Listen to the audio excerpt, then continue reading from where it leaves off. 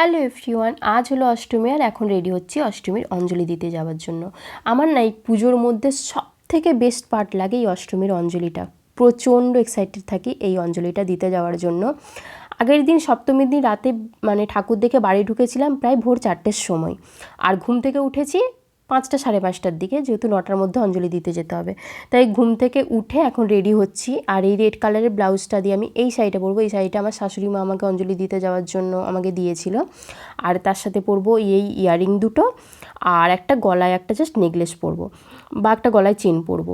আর প্রথমে একটা অন্য ইয়ারিং বার করেছিলাম, বাট এত ভারী ইয়ারিংগুলো আমার পরতে ভালো লাগছিল না, তাই ভাবলাম ওই ইয়ারিংগুলো বাদ দিয়ে এই ইয়ারিংটা পরি। কারণ আগের দিন ইয়ারিং পরে অলরেডি না কানটা পুরো ব্যথা হয়ে গেছে, তাই হালকা ইয়ারিং দুটো বার করেছি। আর তার সাথে এই চেনটা পরবো, এটাকে কদম চেন বা কিছু একটা বলে।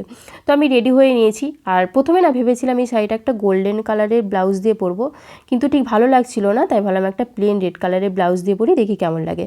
বাট রেডি হওয়ার পর দেখলাম কিন্তু সত্যি খুব সুন্দর লাগছে। আর আমার যত বছর বিয়ে হয়েছে, আমার শাশুড়ি মাই আমাকে এই অষ্টমীর অঞ্জলি দিতে যাওয়া শাড়িটা প্রতি বছর মাই কিনে দেয় আমাকে। আমি আগে থেকে দেখিও না মা কি শাড়ি কিনেছে, অষ্টমীর অঞ্জলি দিতে যাওয়ার সময়ই মা আমাকে বার করিয়ে দেয়, আর যেটা বার করে দেয় আমি কিন্তু সেটাই পরে নিই। তো যাই হোক, তারপর এসে বসেছিলাম খেতে। আর আমি না অঞ্জলি দিয়ে এসে ঘুমিয়ে পড়েছিলাম। ভেবেছিলাম মাকে একটু হেল্প করবো, বাট এত টায়ার্ড লাগছিলো আমি আর পাচ্ছিলাম না, আমি ঘুমিয়ে পড়েছিলাম। ঘুম থেকে উঠেছিলাম প্রায় ওই 2টো 2:30টার দিক করে, উঠে দেখলাম মায়ের অলরেডি খাবার করা হয়ে গেছে। আমি আর মা তো আজকে ভাত খাবো না, আমরা আজকে পরোটা খাবো। আর মা দেখলাম আলুর পরোটা করেছে।